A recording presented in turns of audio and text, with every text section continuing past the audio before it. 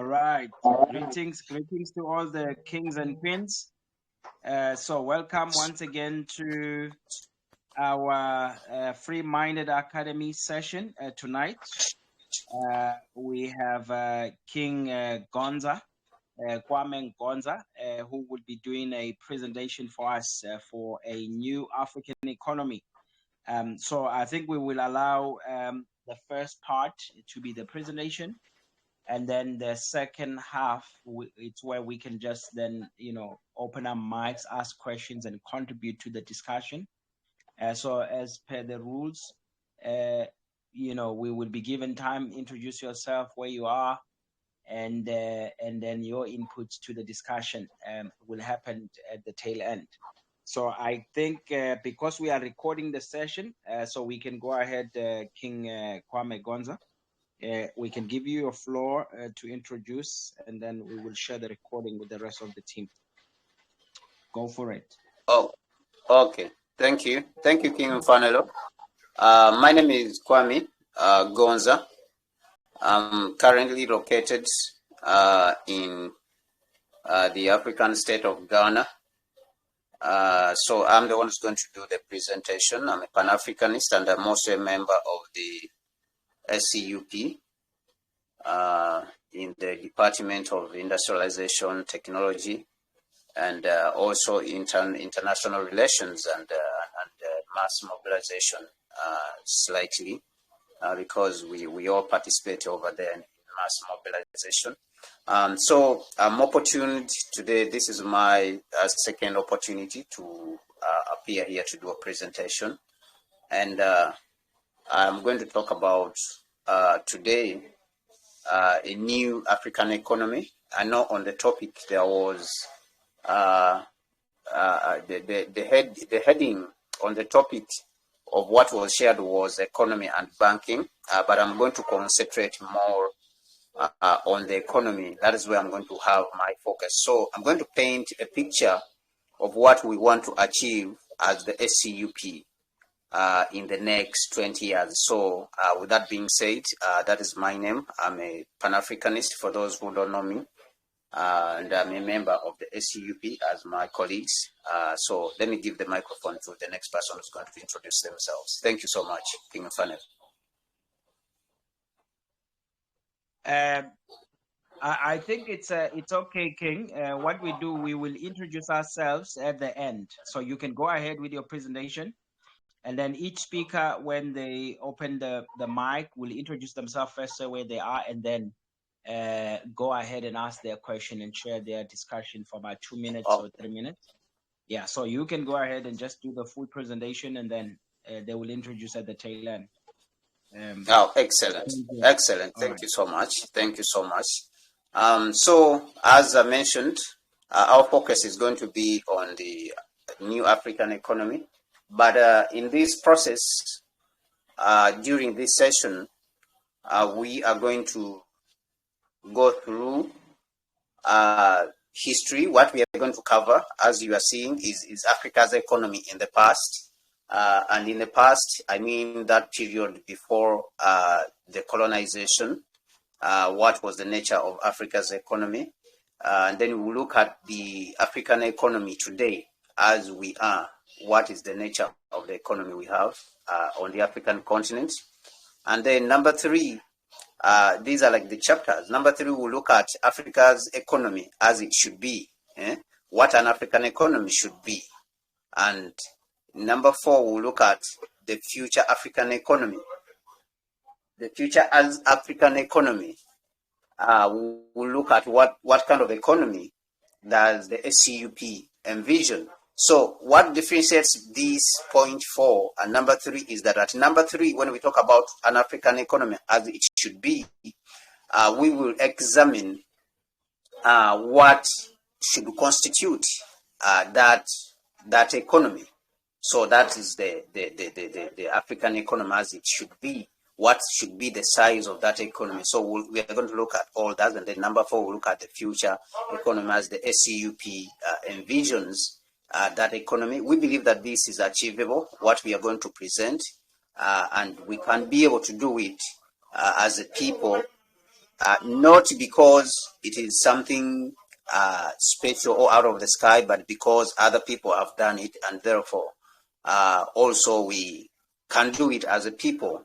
And then we will be able to show you in the last chapter how to achieve that future economy, achieving the future African economy. So we'll be able to demonstrate why and how it is possible for us to achieve that economy and how it can be done. So in the past, the African economy was before the colonization period. The African economy was majorly characterized by agrarian agriculture, and therefore our people depended on the land. And for this, everyone, I think they can agree. But there was industrialization in certain parts of the continent. There was gold. If you go to the gold, for example, the so-called Gold Coast Ashanti, these kingdoms of Mali, there was a lot of gold there. Most of those regions participated in the global gold trade, and that is where you hear about people like Mansa Musa. Then there was copper around the regions of Congo and the current day Congo and Uganda and Rwanda.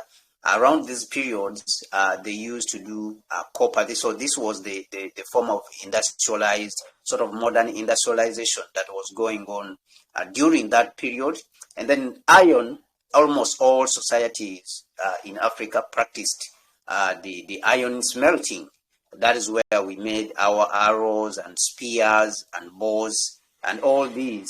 So it was majorly used for weapons, maybe to some extent with some cooking utensils. And then bronze, bronze was practiced in Benin. For people who have heard about the Benin bronze, Benin bronze, sculptures, the ones which were taken by the British. Benin, which is the present day Nigeria, those sculptures are still existent, and they were taken by the British from Nigeria when they came there to plunder and steal the things from there. So before colonialism, these industries were not harmonized. That is one thing that we understand, that Africa's economy, in all these agrarian form in which it was, whereby we lived in agricultural societies, they were not harmonized. Then the industries themselves of copper, gold, iron, bronze, all of them, they were not, harmonized. And another person, to a certain extent, can confidently say that because our production system was not harmonized, that is why it was easy for even the colonialists to come and and destroy us.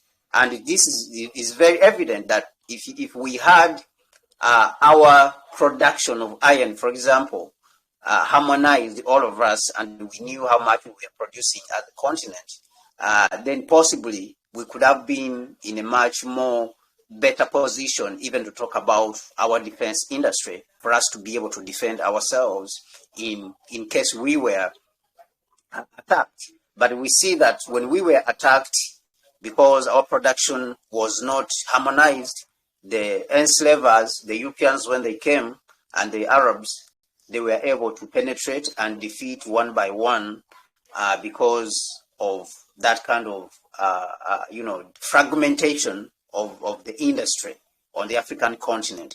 To give you an example, you can see today Russia is flourishing. Its defense industry is flourishing because the production is harmonized. Their industry is harmonized. Their defense industry is harmonized.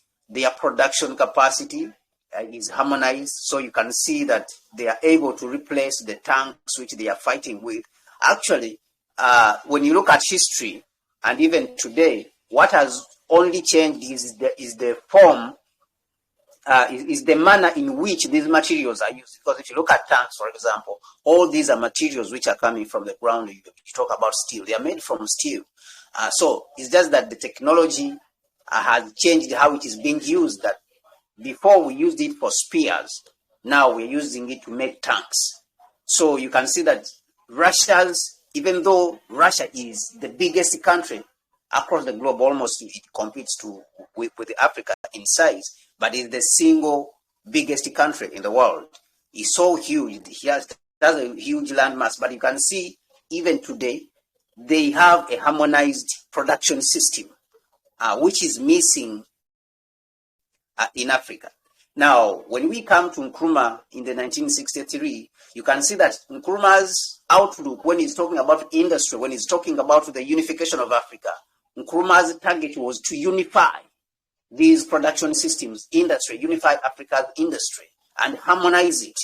So this is what Nkrumah was attempting to do with his efforts in 1963. And that is what the ACUP also today, the Africa Continental Unity Party, is trying to do actually today with all our efforts, which you see that we are engaging in. So that is the nature of the economy in the past as we had it before, briefly, as we had it before before the colonial period and the enslavement, when the Europeans and the Arabs invaded the continent. And therefore, this, we are looking at it because we want it to inform what we are going to do in the future.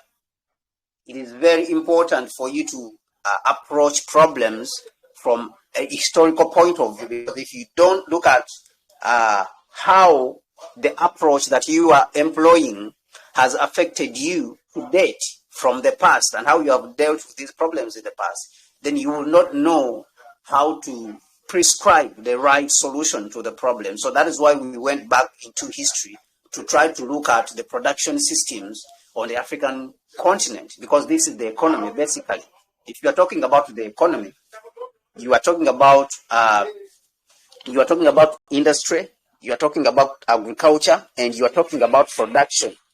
That's what you are talking about when you talk about the economy. Now, number two, chapter 2, we are looking at the economy as we see it today. Today, Africa's economy is to the tune of $3.5 trillion. $3.5 trillion.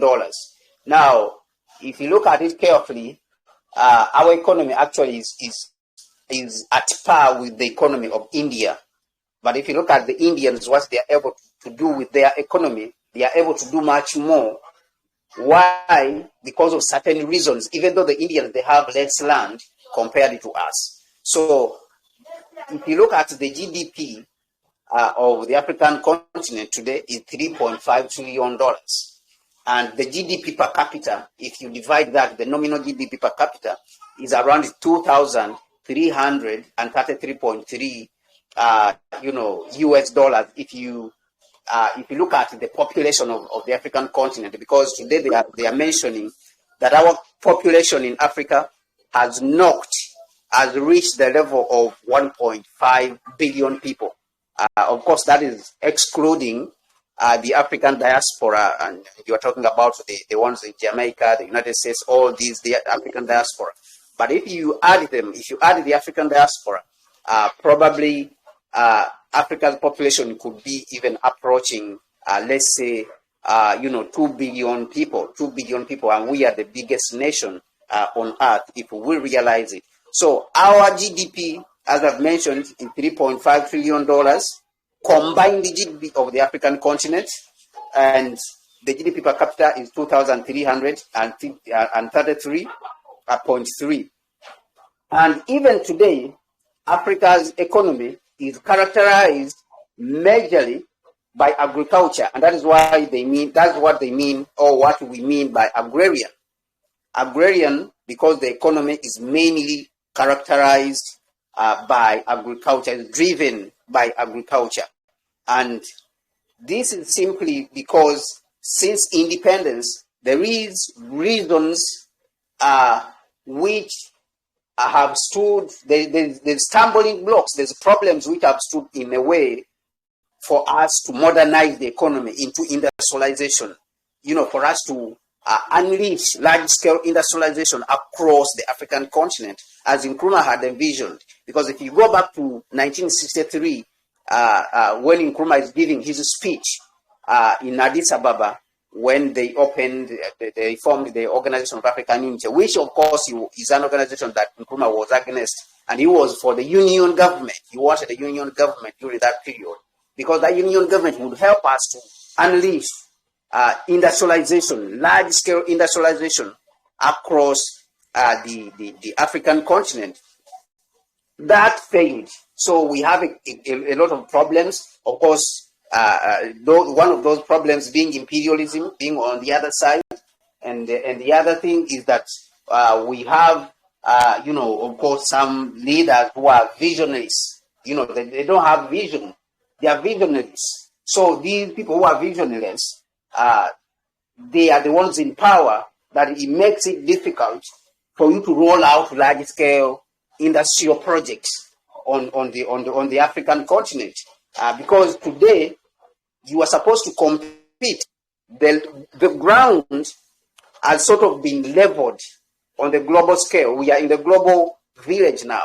So you either form industries which are going to compete. You have to find competitive advantage. You have to find competitive advantage and then put up industries in which you can compete with the rest of the world. And I'll give you an example. The United States right now is contesting with China on the industry of semiconductors. Okay? Russia is a superpower when it comes to the defense industry.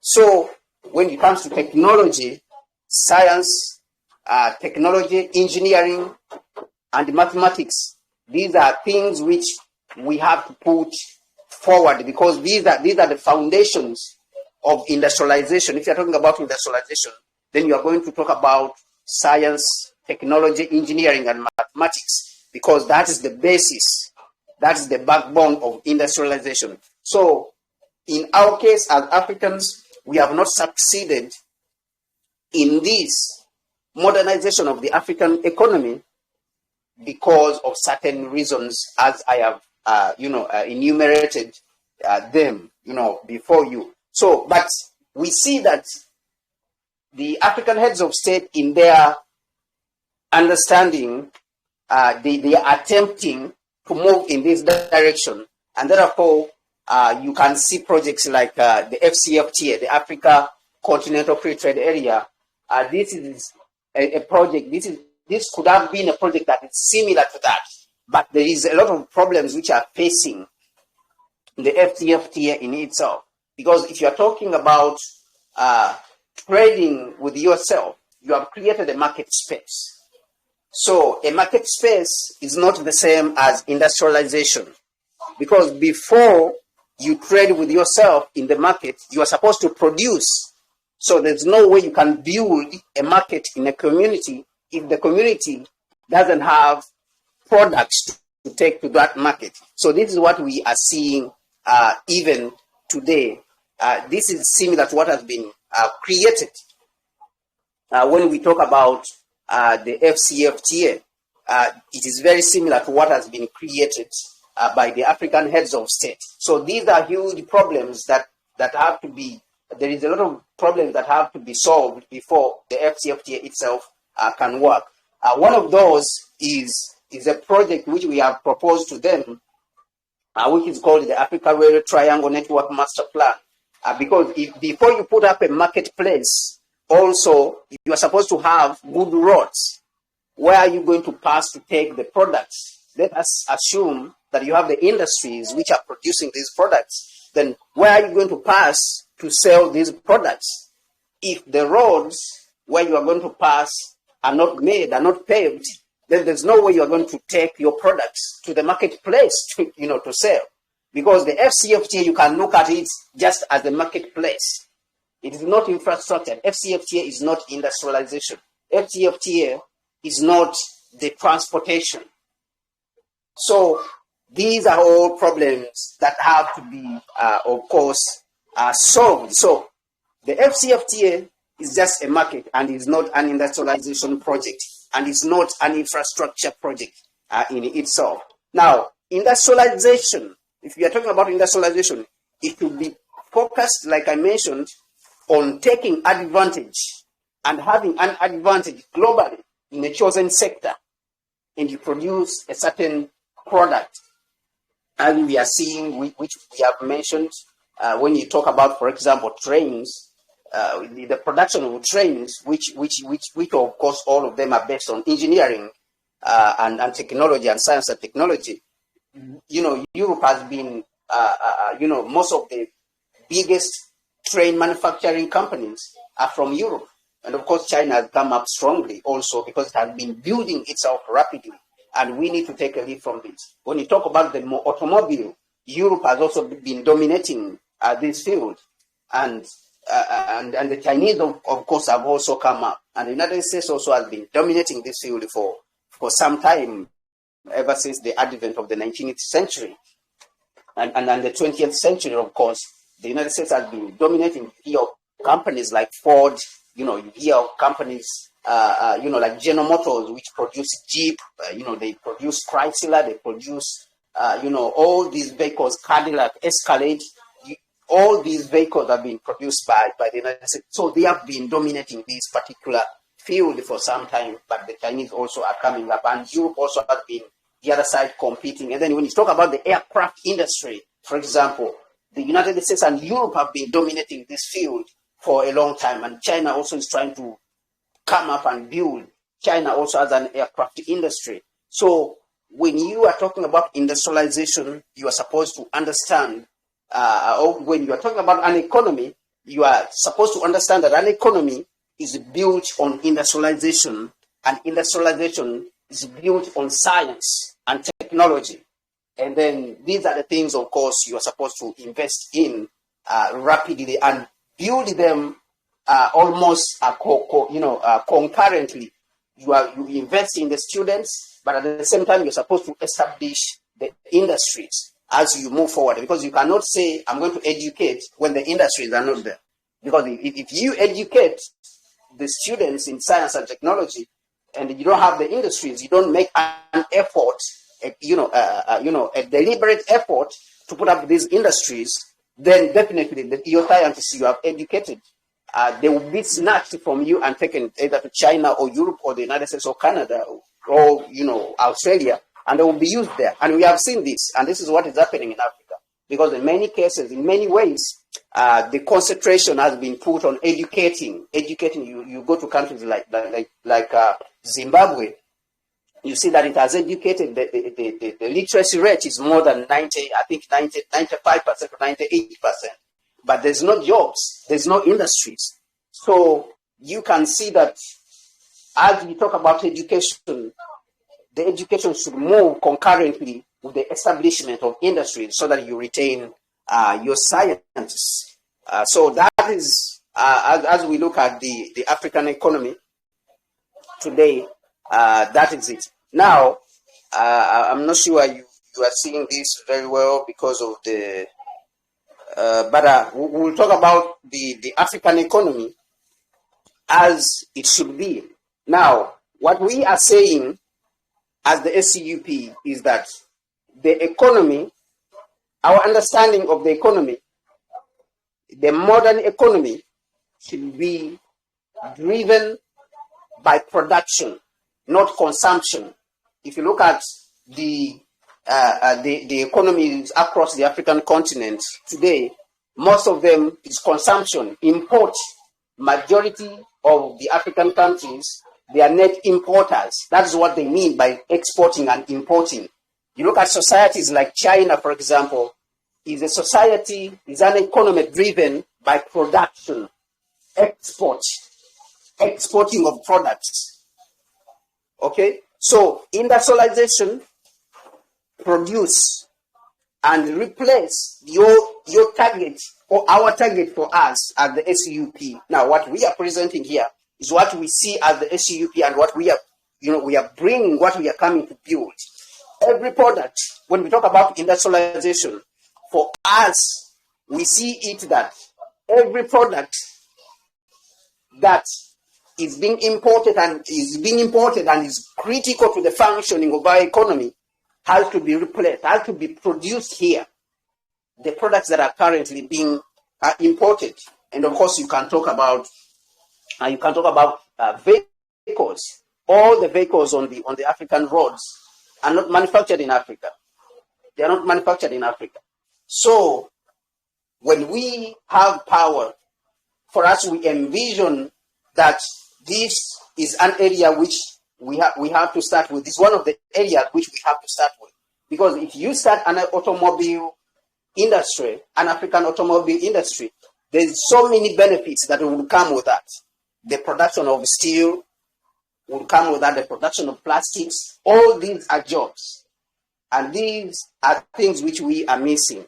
So when you talk about economy, you're talking about industrialization. So under the economy being on top, you cannot talk about economy without talking about industrialization and production. So now under industrialization, if we break it down, there's about 4 things which we have identified. Because for you to be an industrialized economy, you have to have, for example, across the African continent, a modern integrated transport system.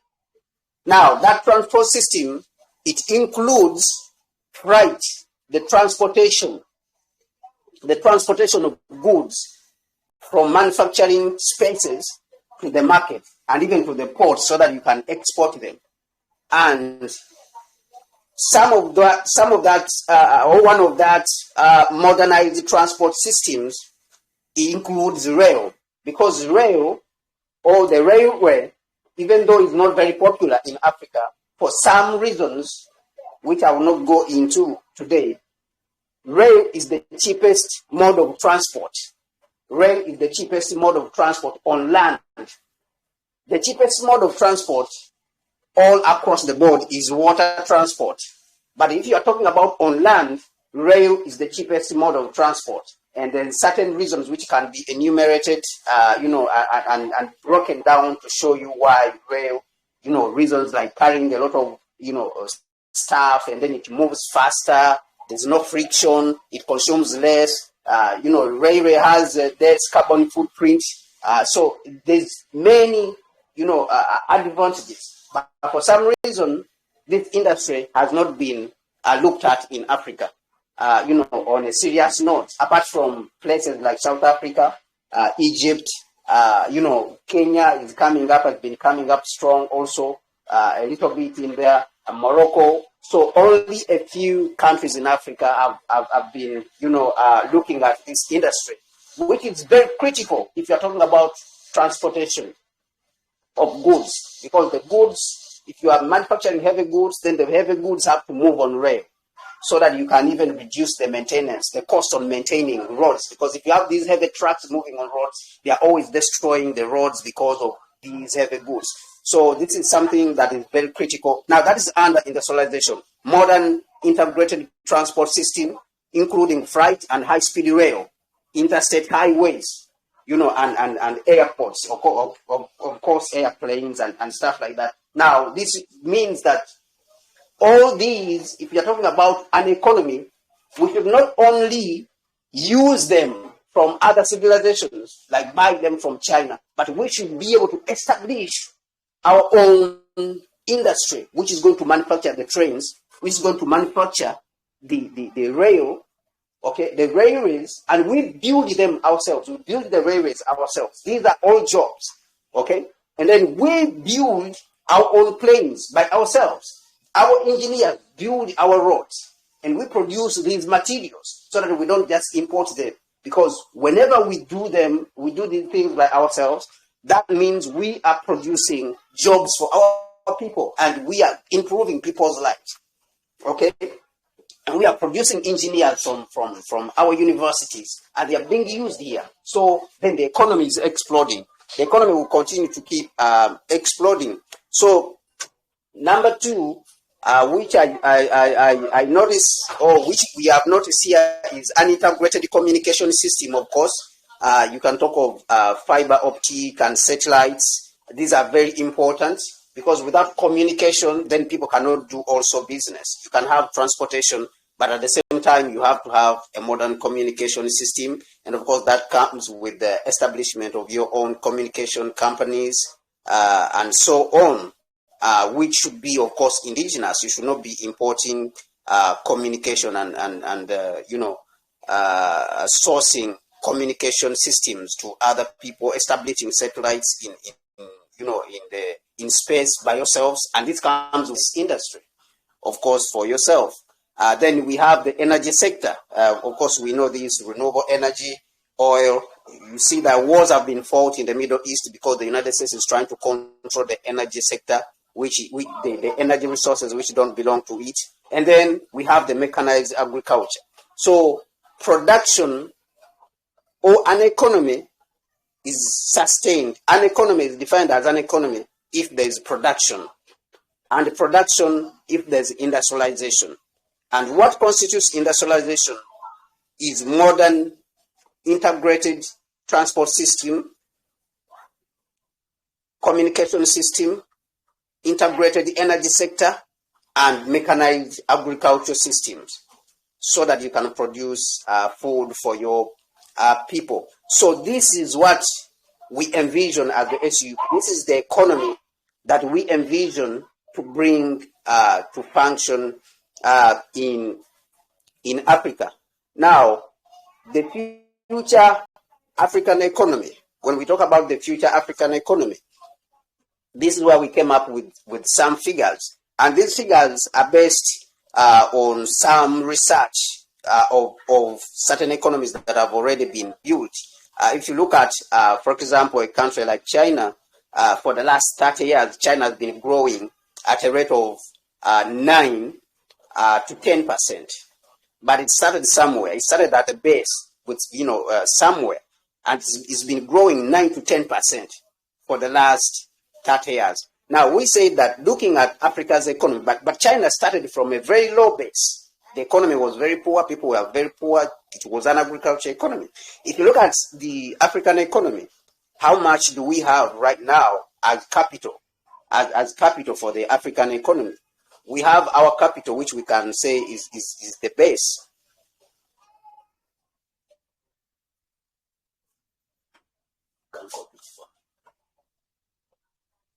So we have as capital, which we can say is the base in which we, upon which we are going to start from as Africans. We have $3.5 trillion as GDP, which we have already mentioned. For $3.5 trillion, that's the total GDP of the African economy. Now, let us assume that you are planning together, you have a centralized government which is planning to this. Now, if you grow this economy of the African continent at a rate of 15% for 20 years, you are likely to jump to a GDP in 20 years, a GDP of $65 trillion. $65 trillion. Mind you, China's economy. Mind you, China's economy today is around 18 trillion. The United States is around $25 trillion. Okay, so, but the GDP per capita of the United States today is around 80,000. I think it's around $80,000, but if it is small, it should be around 50,000. But for us, with this, with our population, which is huge, we would be able to achieve around $21,000 or $22,000 approximately. Even just a quarter, it would be what we would achieve, would just be a quarter of what the United States, would achieve. So these are things which have been, calculated very, very well. So this $65 trillion is achievable in 20 years, but you need to grow at 15.73% every year, every single year consistently. Now, of course, other people, they would say, oh, okay, that is a very high figure. It is almost impossible to achieve. But then we dropped it down and we say, if you grow at 10% in 20 years, what would you achieve? You would still achieve around $63.8 trillion. So, which is practical, considering that according to World Bank data, China has been growing, 9 to 10%. So if we also grow at 10% in 20 years consistently, it is possible that we are it is possible that we can achieve this objective if we believe that we are going to reorganize our resources. Now, we ask that, how are we going to do this? How can we achieve this objective? Number one, reorganizing of our resources. That is what we are going to do. We are going to reorganize our resources, starting with the GDP, which I mentioned, of $3.5 trillion. Aggregate it, push it together. Push it together. We want to aggregate the GDP so that we can plan. We have a centralized economy that is planned, and then we capitalize on our human resources as a people. We capitalize on our human resources because this is the market. On the continent itself today, as I mentioned, we have 1.5 billion people. Okay, if you add in the diaspora, we are around 1.7 billion people, even up to up to 2 billion people. But according to data which is available and according to the economic growth of the African continent, which is around 3%, by 20 years or 30 years, we'll be around 2.5 billion people. So this is a huge market. Remember, all the companies in Europe and the United States, they ran to China because the Chinese Communist Party had reorganized the country, and the huge market was irresistible. The huge market was irresistible. The people were educated, especially when it comes to science and technology. People were educated in mathematics. So this market became irresistible as a source of cheap labor. And at the same time, is a huge market whereby if you produce products, you will be able to sell that. So these are all advantages for us as Africa. And then, of course, number three, then you bring the materials. So we want to reorganize all the resources, our capital, the GDP, the human resources, and the material resources. Africa has almost to the tune between 300 and 7 trillion. Between 300 and 700 trillion dollars in ground. So you talk about Congo alone, people mention around $36 trillion in the ground. And you have not talked about all the other African countries. So if you aggregate all our resources in the ground, Africa has between 300 and 700 trillion dollars of resources in the ground if you aggregate it. So this is very important. Now, how do we achieve this? That is what we are still trying to answer. And we say that through reorganization of our resources. That is number one. And under reorganizing of the resources, I showed you the resources which we have to organize: the GDP, the human resources, and material resources. Number two, how we achieve this is mass continental construction projects. If you look at China, for example, most of the jobs and the rapid economic growth was achieved during the construction phase when China was building highways, building railway lines. Right now, it has the biggest railway, high-speed railway network. It has more high-speed railway network than all the rest of the world combined. The second biggest high-speed railway network is in I think Spain, which is around 2,000 kilometers. China has 40,000 kilometers. The United States, it does not have even 100 kilometers. It doesn't have even 100 kilometers of high-speed rail. So that is how pathetic it is. That is how pathetic it is in the United States, and that is how far United States as a country has fallen behind. So when you are building these interstate highways, you are building these railway projects, like a single railway project which we are proposing to the African Union and the Africa Continental Free Trade Area, it will provide almost 200,000 direct jobs. 200,000 during the construction phase. Don't talk about the drivers, don't talk about the people who will be working in workshops, but just the construction phase. We measured that if you build a railway platform across the African continent, you will create around 200,000 jobs, direct jobs of people who are working in the construction of that platform. So massive continental construction projects, dams, by our people, not inviting Brazilians and Chinese and British. No, our engineers have to be given a chance, and this is what we want to do as the ACUP. Now, then we come to the issue of political power. That is, everything that you are seeing is based on political power. And I put there ACUP because this is what we are doing currently. We believe, we confidently believe, and we strongly believe that everything else is just secondary if the political power is not in the right hands. And that is why our party, that is why our organization is working strongly to bring power into the hands of the African people and in the right hands so that we can be able to reorganize all these resources, because without the right political system, without the right people in leadership, all these things, they cannot happen, and that is why they have not happened.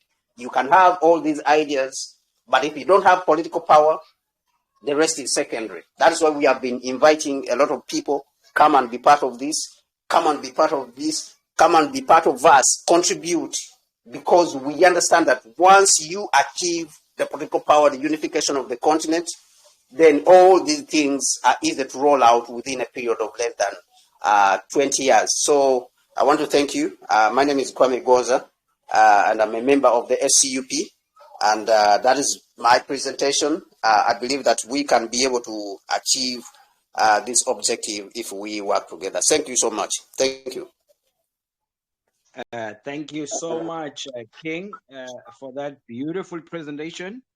Yes, I think it's an hour. It's time for sons and daughters of this continent to be speaking this language. And I think, to be honest, in the past, you had just one or two of African Pan-Africanists who almost were going to be speaking this language. But in these days, I think for every one of them, that is no more. There is at least 1,000 of young Pan-Africanists who are actually now engineers and PhD holders and all kinds of expertise. And again, maybe the hour of technology allows us, to consolidate and speak. I mean, our ancestors did not have the luxury of speaking across the globe as we are tonight. I mean, this very platform is a revolution on itself because it allows us to share this knowledge at speed. It allows us to engage and inspire at speed and talk about these various things. So thank you so much, King Kwame Gonza. Now, as we normally do, the line is open. So if you would like to speak, you just simply unmute your mic and I will recognize you. And then you introduce yourself, you tell us who you are, where you are, and then you share your thoughts. Please keep to about 2 minutes, so that we can go through everyone who would like to, have their contribution. And don't be shy. I think we want to walk away with the idea that, every opinion, every idea, every thought. In fact, when we say people shall govern, we mean everybody's idea, must be heard. And so don't be shy. We want to walk away here rich. We will only be rich if we walk away with all of your ideas, So don't hold back. Don't think your idea is small. Contribute as best as you can. We love that. And take note, the session is recorded. Our teams are engaging the video material and we go over it again. So yes, your contribution will shape the future of this continent. We encourage that. So yes, I acknowledge King Ali. The mic is open for you. So I will allow you to jump in. Go ahead. Yes, good evening to all kings and queens wherever we are. Yeah, I should say thank you for the nice presentation that we just have from King Kwame Gonza. It's really inspiring for us when we hear, especially different speakers in this platform. As the King just finished to say, we need to take all the efforts that we have and share all the experience that we have and not even underestimate ourselves from wherever we are, whether in diaspora whether in our origin of homes, but there is a reason why you are part and parcel of all this, and don't underestimate yourself and your existence. It's a meaningful to somebody else. I always put myself as a role model to my family, to my kids, to my village, to my surroundings. And if you check yourself, whosoever is also doing the same like yourself, wherever you are, you find that maybe it's only you. But also you find that in most cases, maybe the surroundings, be it your friends, your colleagues, your partners, they might also discourage you to say you're wasting time of all this. And they might even call you, you're doing nonsense, eh? But in sense, you yourself, you know yourself who you are. Why are you doing this? So please don't take it lightly. Feel yourself that you are in a mission and accomplish your mission for that matter. That's number one. Number two, I've been going through different platforms, different newspapers, different media station and all that. And I can guarantee to you kings and queens here that we've got different tunes of Pan-Africanism. But problem is one, achievement or implementation is what matters most. And it's really sad that as we are speaking all this, some of them, I mean, they act like they are Pan-Africanism, but they try to monopolize or to silence us in a long term. I'm saying this because you might understand that some of the leaders, especially here in Africa, they speak. They speak the same language. They're working for us, or they are dying for us, or they are preaching for us. But in a real sense, they are not. These are the people that silence us in the long term, and certainly they act like they're sacrificing their times and their effort, their energy, their resources, but they are not. They are puppets. And these are the things that is also letting us down. So we need to be mindful and we need to be sure that whatever we are doing, really it is to be achieved. And we need to put mechanism to make sure that whatever we are doing is really going to be happen. My fear is always about time. If you look at all the speakers that have been there since before even we were born, right up to now, we read their stories. Their souls are with us. Their audios, their pictures. You can see them in every angle, every platform that they might be found. But who is now achieving their dreams? Who is complementing their objective now? You find that it's zero. So this is the time that we need to start preparing ourselves and make things happen. Remember, this liberation is not for you only personally. It's for your child. It's for your sister's daughter. It's for your in-laws. It's for your family. It's for your village. It's for the entire nation. It's for the entire Africa. So why not? So kings and queens, please put your socks up, pull it up, tie your boots, and this is a long journey to walk. We are not driving, we are not flying, we are walking. So sharpen your knives, sharpen your tools. We never know, we'll not have the water wherever we're going. Have a jug of water. It's a long distance. We'll be climbing mountains. We never know. There are no shadows of the trees. It might be in the desert. Are you ready to go? So guys, it's my word to you guys to say, no, let's make it happen now. This time around, we don't need stories. We don't need people to read for us. We don't need people to voice for us. It's time for action. Thank you. Thank you, King Ali. I am confident that Malawi will never be the same again because King Ali lived in this hour, in this generation. And Ghana will never be the same again because we have King Kwame Gonza there speaking this language. Yes, the floor is open. We all fired up. It's about implementation. It's about implementation. I think King Gonza highlighted that the imperatives that must happen is the reorganization, rearranging of our resources.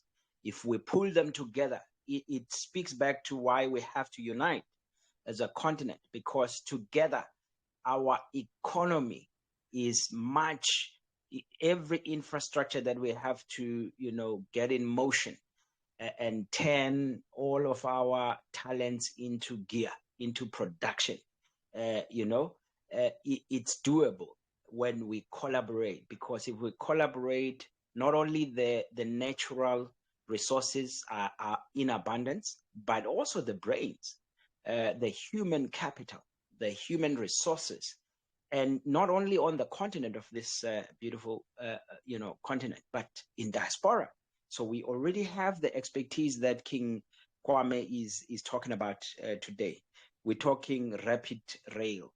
We're talking telecommunications infrastructure as levers in industrialization. We're talking these technologies. Even now, we're talking 4IR. We're talking blockchain, fintech. We're talking all of these things. We're talking cloud storage, data. That's part of putting up satellites up there in the sky, and fiber optics across, and so connecting Africa needs to be connected so that we realize these trillions that we need to do to raise the bar for Africa and deal with poverty at once. So the floor is open. I think you just open your mic, and then I will see who would like to jump in. And then when your mic opens, then I will call you in and give you the floor. But all of us are welcome to chip in. I would like to hear different thoughts from different corners of this beautiful world. What do you think in these discussions? So floor is open. Okay, that's King Koko. I believe Lesotho will never be the same again, King Koko, because you are here and you lived in this hour.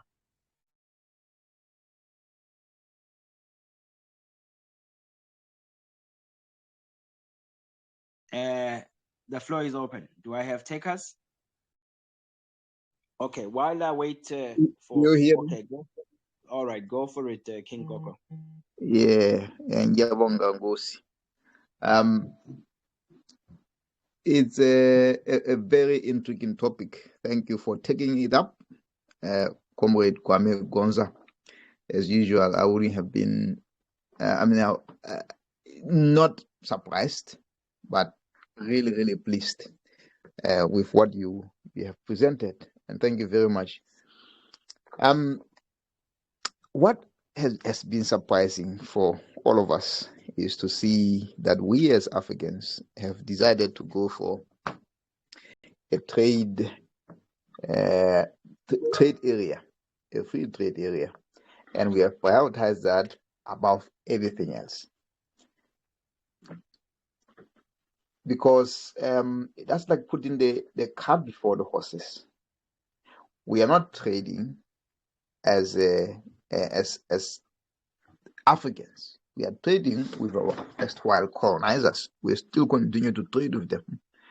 And I think if we do a poll, if we do a survey, most of the companies we have on the continent are Western companies, or most of them will now be Chinese companies, which means we have not been building our own companies.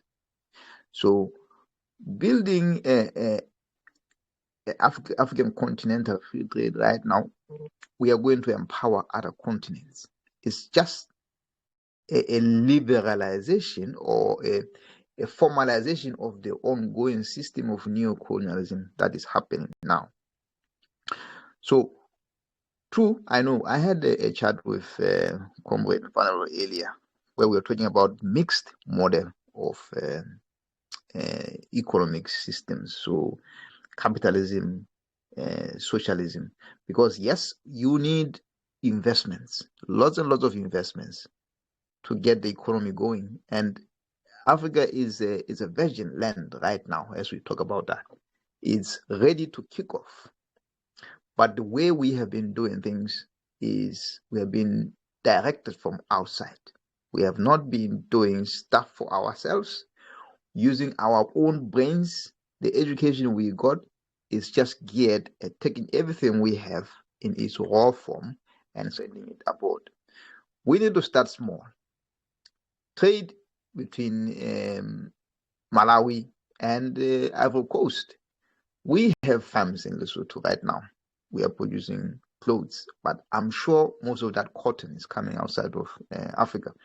So that cotton should be coming from Ivory Coast.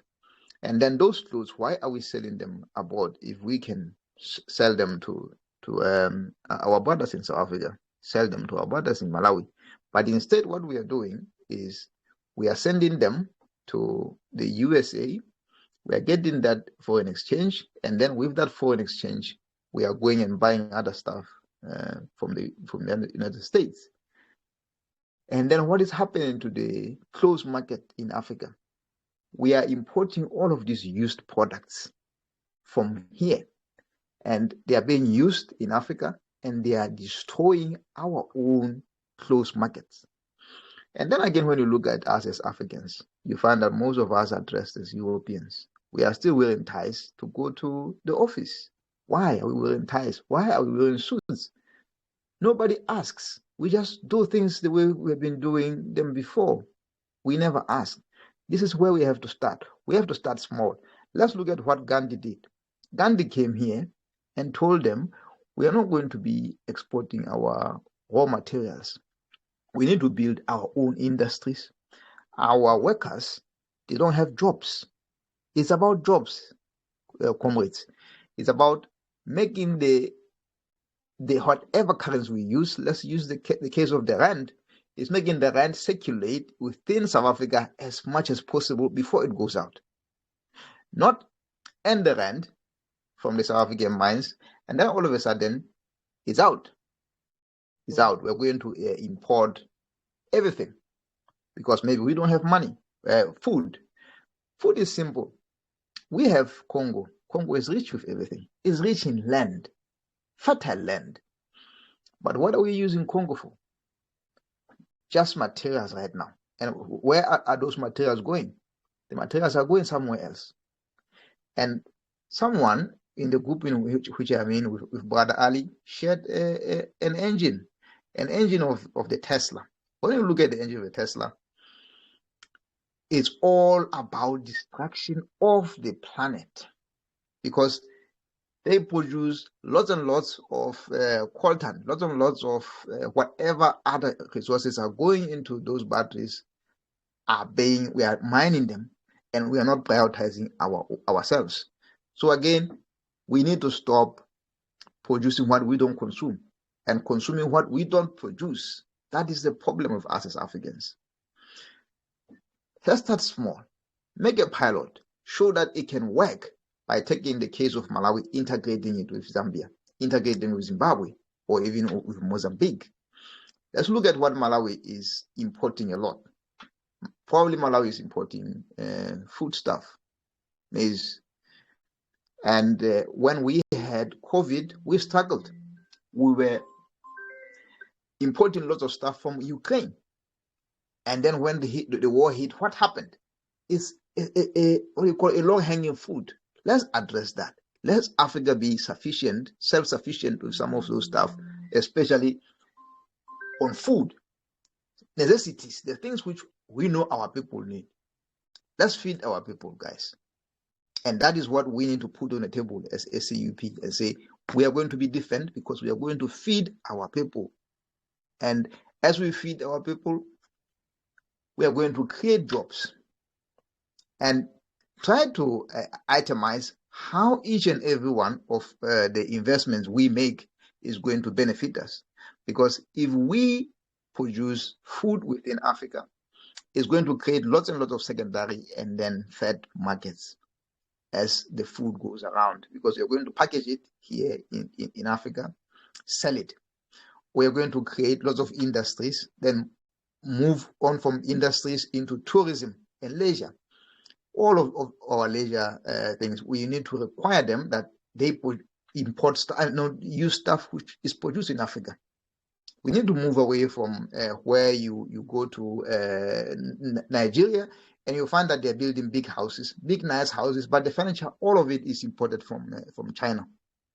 We have timber in the Congo. We have timber in the Congo Republic. I was watching a documentary last night where we are doing logging, and again, some of this logging is illegal logging. But there is a trade that's happening in Africa, but we are not trading with one another because we continue to see ourselves as independent Berlin Conference Bantustans. That is where the problem is. We need to get rid of the borders that we have. Let's not move into the FTA immediately without knowing who is we are inviting in. Because if we do that, then we're going to again continue being farms where they're just taking raw materials and then sending them aboard. Our people are not benefiting at all. That is what I'll contribute at this time. Many thanks. Yes, thank you so much for that contribution, King Koko. I think that's what it is. So we maybe what I pick from King Gonza's presentation that maybe responds to a priority. Maybe part of this reorganizing of our minerals includes having our own financial industry, our own reserve bank, our own currency. And perhaps it also then includes political power, because I think he clearly also states that for us to make a will to trade with them and remove the barriers between Malawi or even Lesotho and South Africa, we have to literally have a political will, which means we are talking these things as a parallel solution. So as ACUP, we have identified that there are 3 layers of this solution. The first one is a political power. So therefore, we need to mobilize and build our numbers. So let's consolidate and take political power in each of these jurisdictions. In fact, globally, we have a body that lives globally.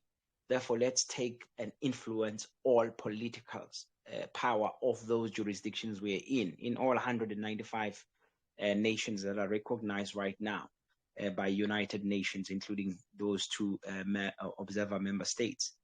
And then second is to take business. That means we are consolidating business. In that business, we are producer. So we're using our expertise to build industries, to provide our own food, baskets, our own clothes, our own culture, and teach our own things, language, Swahili, and build our own schools. And then on the lower layer, we do what we're doing now. We have to continually be targeting the young people and young minds to change and transform the thinking, to invite them. Because I think perhaps based on our former education, we were not groomed to be industry owners. We were groomed to be servants and slaves. So we were not meant to critically think, solve problems. We were meant to submit, Now, the journey of transforming young minds and say, hey, you are a king, you are a queen. Hey, you can now own an airline. You can now own a rail, institute. You can be a shareholder of a rail, of a bank, of your own brand. It's a different language for Africa. Only in this recent history, because in the past history, we used to own anything anyway. So we were comfortable with who we are. In fact, we've built some of the amazing civilizations. If you think of Carthage, if you even think of Atlantis as an ancient city that is questioned where it is, but it's said to have been in the desert of Africa there, in the Sahara. If you think of all the empires, Alexandria next to Egypt, the books, the language there, and the studies. If you think of Egypt, Nubian, Axiom, all these empires were traders and they were producers. In fact, some of the purple garments were coming from Africa. In Carthage, they used to supply all Rome, their royal robe for the Caesars, and even the Vatican as it is. So that kind of technology was always there. The trade, the commerce was there. We used to own it, but it was destroyed intentionally by the West when they came and took over and destroyed everything. So now we find ourselves with a glitch, a bit of a lost generation. We have forgotten who we are. Now we just need to remind our young people that you come from a bloodline of great people. In fact, civilization was given birth by Africa. In fact, all the people and civilizations as we know, humanity in the globe, thanks to Africa, single-handedly, So that's what it is. But we have taken an inferior position, so which is a mental issue that we need to deal with, which is what we're dealing with right now as we engage. I think this is the gospel we are preaching.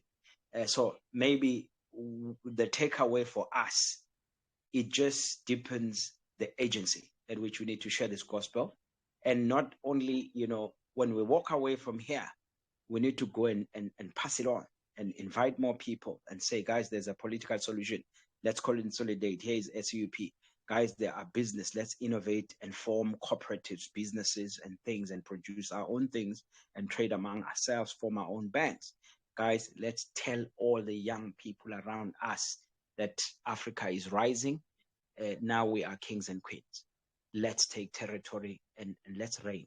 Let's, restore our sovereignty. Maybe that's the language. Okay, so thank you for these contributions. They are fantastic. We still have time. We have about 13 minutes to go.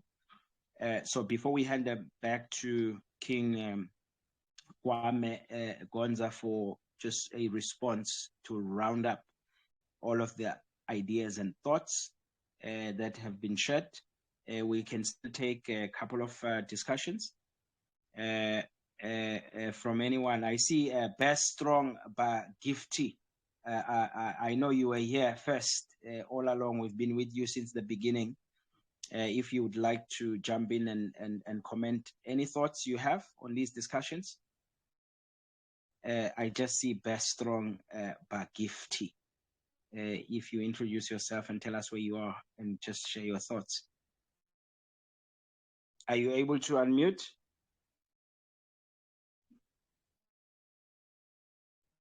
So I suspect another matter. We will assume that if you do jump in these sessions, you are here because you would like to contribute. You would like to share your thoughts. And, otherwise we're going to feel like we have spies amongst us,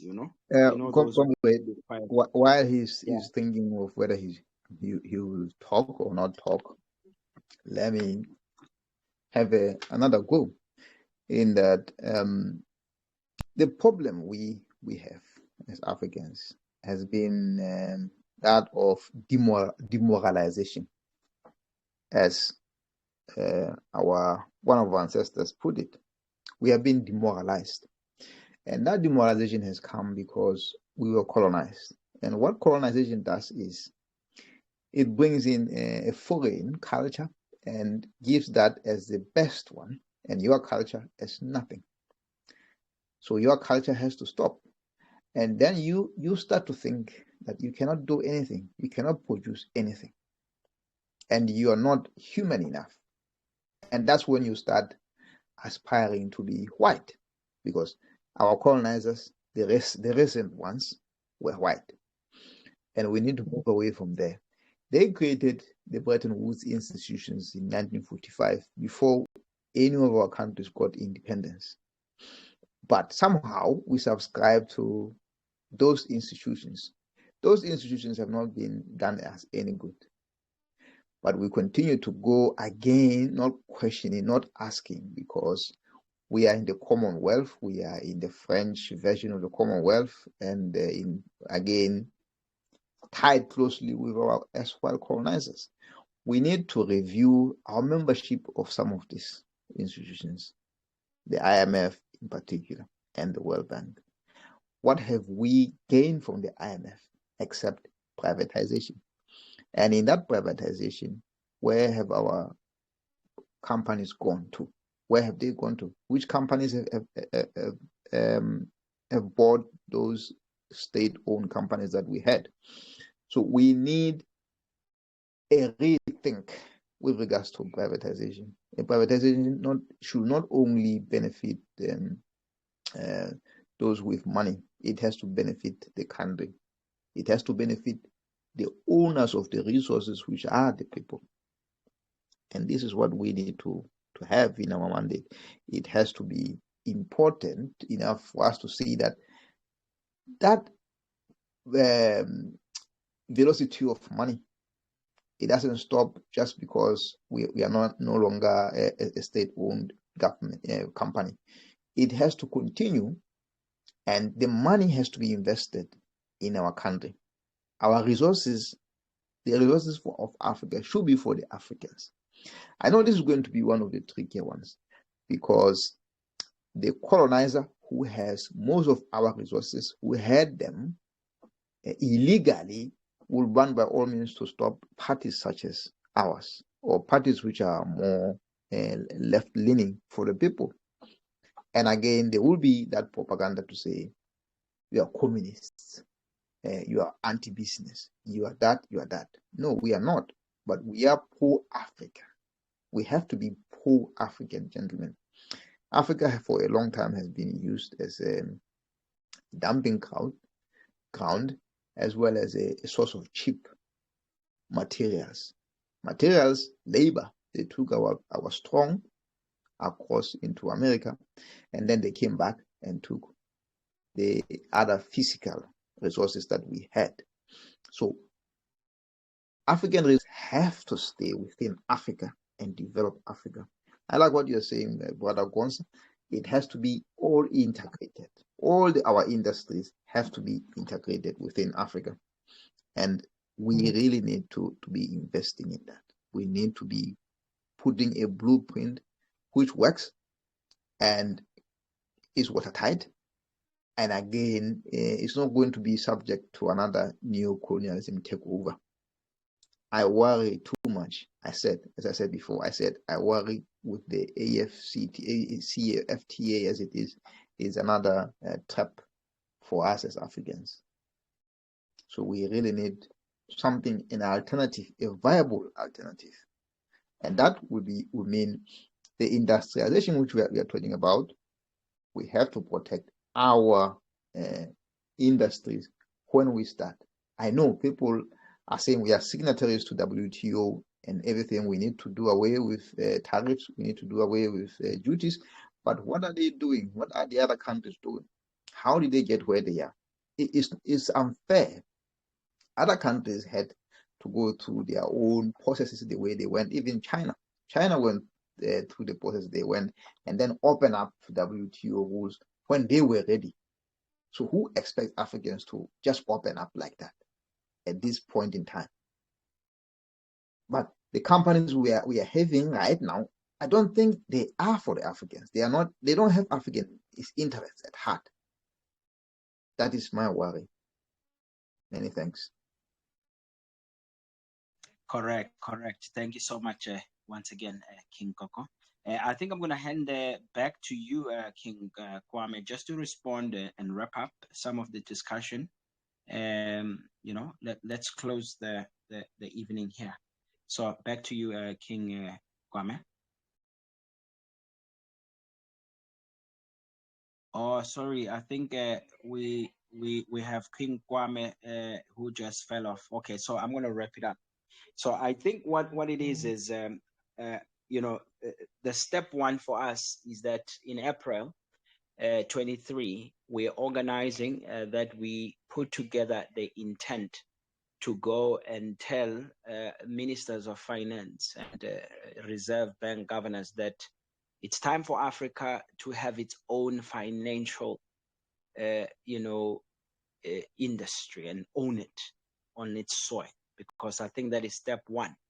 Because if you talk about Africa as natural resources, it means factors of production in the economy.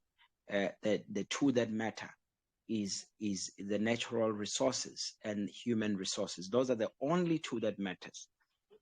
Capital, the one called capital, is simply printed against what you have as an evaluation of your natural resources and your human talent. That's it. So those two gives rise. If you evaluate Africa today, the whole continent and its people, its brain, and even as we sit, 1 in 4 is an African globally. That's a market. That's a very powerful market, and it's than any other economies right now. So, which means we have an advantage to export across all 195 jurisdictions, simply because we've got diaspora that is sitting there. China is trying now to settle and send settlements there and send settlements there, so that they can import and have mechanism to sell on the ground their produce. We already have sons and daughters all over this globe, and every 2 in 4 is in the industry. The global labor force, 2 in 4 is an African. So we already have an advantage, an upper hand more than anybody else. So if we assume our space right now, we easily can print our own capital against our own worth and put it into gear, into producing, using our own minds and talents, and create our own infrastructure, build it. Do not hire Chinese, do not hire Europeans and Americans. No more American architects and engineers and IPs. Pack those. Let's build our own. Let's, from ground zero, build our own machines, build our own military, and do our own things. And in that way, we activate the talent that we already have as human resource, and we beneficiate all of our natural resources for all the things we need: food security, energy security, technology security, communication security, data security, health security. So we do not have to buy nothing from the east or the west. That's when Africa becomes. And we only export, to the bases, to our diaspora. Quite frankly, we don't need nobody else in the world, but the world need us. So therefore, we can even charge for that. We are at the upper hand on the negotiating, on the global. So that is what we want to, organize. So that's what's at stake. So the quicker then we organize ourselves, the quicker we can achieve and finance our own industries and mobilize our own expertise into gear. So that's what we want to achieve. So once again, thank you so much for all the contributions. It's always a fruitful discussion, but the heart of this is that let's organize so that we raise the banner. So mark and diarize April 23. We want to put petitions and go into every parliament, minister of finance, reserve governors across nations, and give them these petitions that this is what we want. But in the meantime, we live in a democratic dispensation. So we need numbers on the ground. We need to consolidate. All organizations work together to defend and stand for our people. I think it's high time. So that is what we're doing these conversations for. So thank you so much for your time. And once again, for contributions. So I think we're going to park it at that for tonight. I thank you and have a good evening. Thank you. Thank you so much. Can Kwame goes back? He's gone already. Yes, I recognize. That's why I just so many close. Okay, thank you, kids. All right. Thank you. Bye.